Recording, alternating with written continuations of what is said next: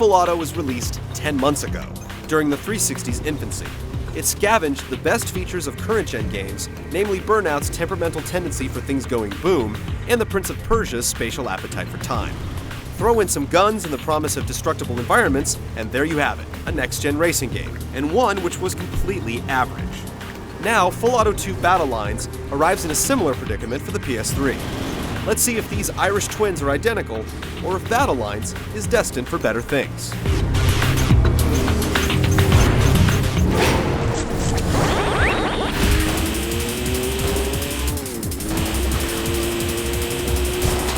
Battlelines Career Mode is some turgid tale about gun-wielding racers in cities of the future racing through these future cities with guns so their futures can be full of cities to race through with guns.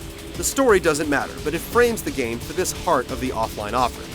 Here, you compete in branching events with primary and secondary objectives to progress and unlock new cars, weapons, and tracks, shared with arcade mode. This expands upon racing and shooting people by focusing you on racing laps for specific times and gunning down specific motorists.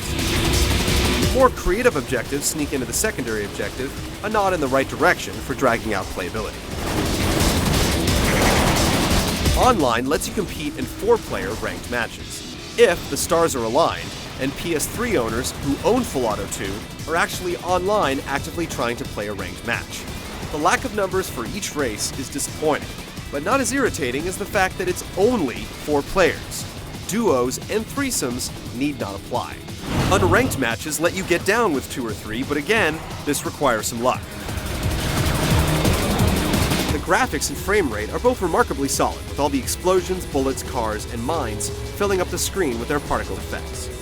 All the requirements can become hypersaturated at points. You'll have to come in first, but also finish in under 4 minutes while wiping out a specific opponent. Pulling it all off feels great, but it's often more about luck, especially on the schizophrenic, narrower tracks.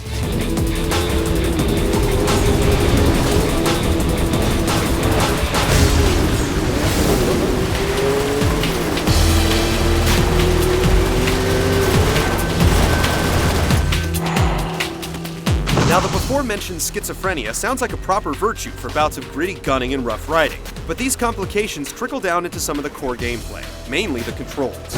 Simply steering and managing acceleration and boost feel pretty good, using the shoulder buttons and an analog stick. Standard stuff, even if the cars feel floaty and seem to be under the sway of some unseen moon gravity while in midair. Fine-tuning the target reticle uses the right analog stick. This is annoying and requires the dexterity of a contortionist to combine boosting, handbraking, steering, aiming, and stabbing the fire button. Alternately, you can click down on the right stick to fire, but this is too imprecise and can really mess up your aim.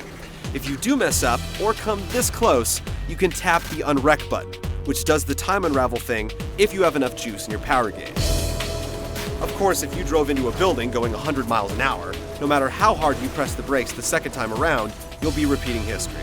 Except now, you're out of undo power. As an added twist, this same meter also controls your boost ability, meaning you're basically out of luck. Unwreck is fun to play with, but usually not the best strategic move. New open areas are less problematic for aiming and not having to worry about crossing finish lines, just time limits. The destructible scenery comes into play more here, where stray bullets or a misjudged sideswipe can still reap in the benefits, like collapsing a building on an opponent you weren't even going for. There's some genuine, bona fide, clever level design here. With 6 arenas, it just ends up whetting the destructive appetite for a new twisted metal to rock the cell's cores. Full Auto Deuce is filled with all the trimmings that make games and cable television great. With the cars, explosions, time travel, guns, the future, and mayhem, the only thing missing is the Busty Girls Car Wash minigame, and the extreme moniker being generously applied. It's all just a taste, with the oversexed mechanics and underdeveloped design leaving a funky aftertaste.